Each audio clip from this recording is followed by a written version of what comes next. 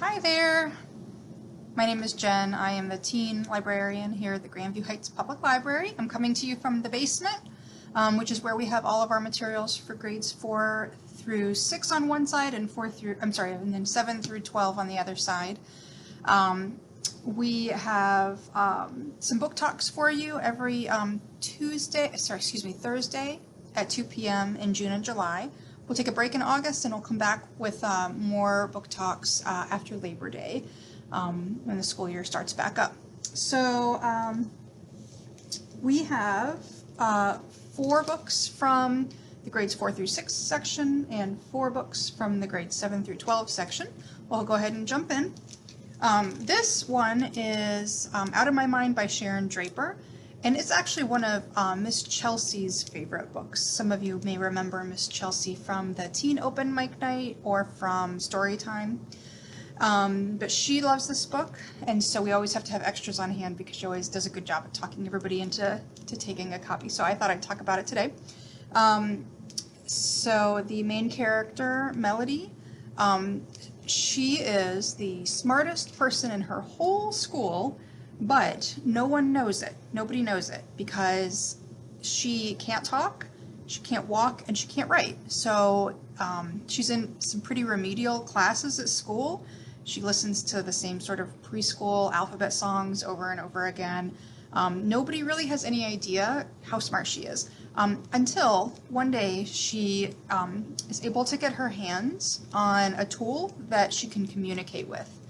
And so finally, this tool really changes her life. It is a really big deal, and she can sort of start to live a little more freely.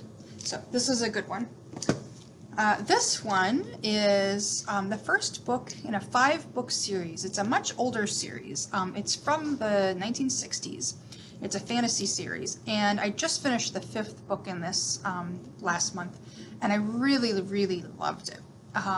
It is a little bit Arthurian, like as in King Arthur, in nature. It's not the Sword in the Stone story, but it has some characters that if you know a little bit about King Arthur, you'll recognize a couple of the characters.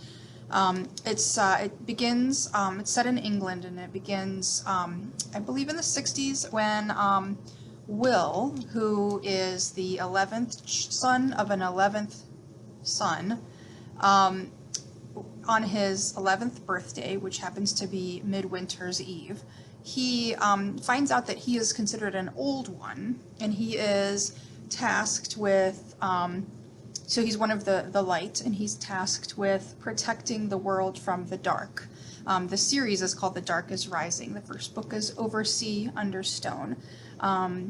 So I highly recommend this story, and what it's good for, anyone who is interested in fantasy to read. But I also like to suggest this when I have people come in and they say, my kid reads so fast, and they just blow through books, or they've just read so much out there. I need something for them. I like to suggest this one because since it was written, over 50 years ago, the language is a little different than is and it was written in England. So the language is a little different. It can be a little more challenging to read the book, and challenging in a good way. You can't quite blow through it the way that you can blow through some of these really thick fantasy novels that are modern day. So that's sort of a cool experience, and like I said, it's just a great story. I have a graphic novel. This is Roller Girl. So Victoria Jameson, she has sort of become my new project that I really want kids who love Raina Telgemeier. A lot of people know who Raina Telgemeier is and are very familiar with her books and really like her books. And she's great. I really like Raina Telgemeier. And Victoria Jameson, I think that the people who really like Raina Telgemeier would also really, really like Victoria Jameson. So my goal is to make sure that people find out about her books, because I just finished the 3rd of the 3 graphic novels she's ever written, and they're just so good. Roller Girl is a book about a girl who is 12, who she's kind of a little bit different, and she's about to start middle school, and she finds out that she goes to see roller derby with her mom and her friend, and she's just totally enamored. She's like thinks that roller derby is the coolest thing. She'd never seen it before or heard of it, but now she definitely wants to be a part of it. She finds out that there's a roller derby camp over the summer, and so she signs up and has a little bit of a rocky start, sort of socially with it, but then and then has a really hard time with it, with the actual sport part of it. She sees how good a lot of the kids in the camp are, and she has to work really hard, and she has some pretty high goals.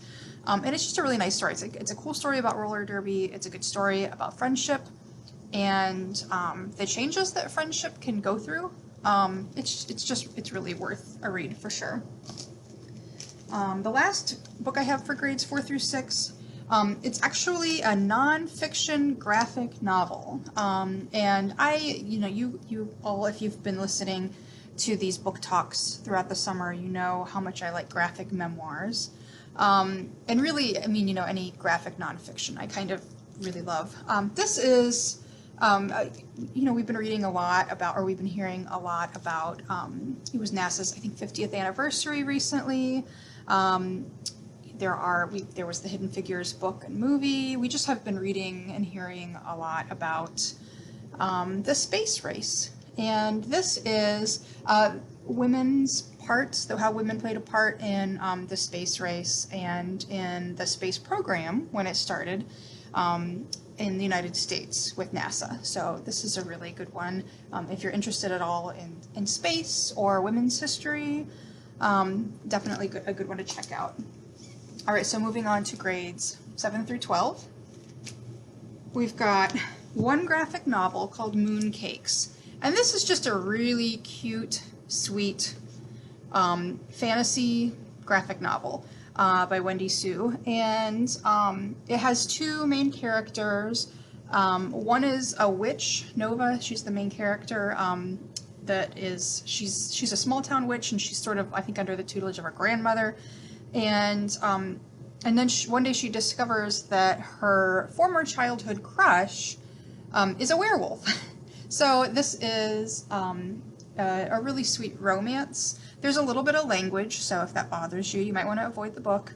But it's also cool because the main characters are both queer, and the werewolf is actually non-binary. So that's nice to see that kind of representation in fiction. The next book I have is a really teeny little book. It's smaller than my head, and it is part of a series called Pocket Change Collective. It's a nonfiction book. So this one is written by an indigenous hip-hop artist and activist. It's called Imaginary Borders, and it's actually about climate change. And these are just like really teeny little books, and it's kind of nice because it's just not a huge commitment. Sometimes I like huge commitments for reading, and sometimes it's just nice to sort of get little bites, almost like you would if you were reading some articles online, but it's in this handy little book format. So there's the Pocket Change Collective series has different topics, and so if you like this concept or if you like this book and you want more, we do have a handful of the series available for checkout. So that one just came out last month too. The Poet X. I really loved this book. This is, as you might have guessed, considering it's about a poet, it's written in verse. The main character is Xiomara. She is Afro-Latina, and she is being raised in a really strict household, and she is feeling pretty stifled by it. She also she's a poet, and she wants to do things to be able to express herself with her poetry, but she has a really hard time because she's so reined in by her parents.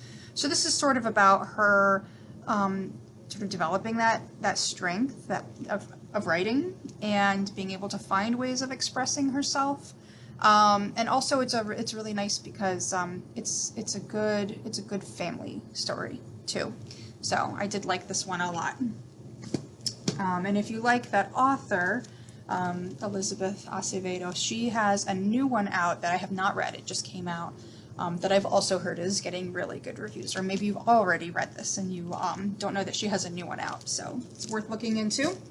And then this one is a little bit of an older book called Peak. It's a series as well. I believe all of them have been published by Roland Smith, and this is a little bit of a quick read. It's the main character is 15 years old, I believe. And his name is Peak, and his dad is a sort of legendary, world-famous mountain climber, and I think daredevil in general. And so Peak decides that he wants to become the youngest person to ever climb Mount Everest. And this is a big deal, and it's really hard. It's quite a feat for, anybody. Let alone a 15-year-old. And so he and his dad enlist some guides who are native to Nepal to guide them. And the story gets more complex from there. It's not quite as cut and dried and as it seems like it could be. And he has to make some really serious choices about fame versus doing the right thing. Or doing something that is really, really important. So yes, I liked this book. I only read this one in the series, and I felt like it ended well. It's not, so if you are looking for something that's not a series, you could just read this one. It's good on its own. But there are more if you love it and want to read the rest. So that's the end of today's book talks. We have one more next week, Thursday at 2. Before we take our little break, we do have our next great read form on our website. So if you really want to come in and talk to the librarians, but you can't because we're closed to the public, you can fill out that form, and it could be even kind of vague, like I really just want 5 good science fiction books for my 5th grader, or hey, I'm an 11th grader and I really want some romance books, or whatever it is that you're interested in. It can be for kids, adults, whatever. You can fill that out. You can also give us a call during our curbside hours, and you can find information about that on our website. And we would love to pull some books together for you if you're having a hard time figuring out what to read next. So I hope you all have a good rest of your day, and I'll see you next week for our last book talk.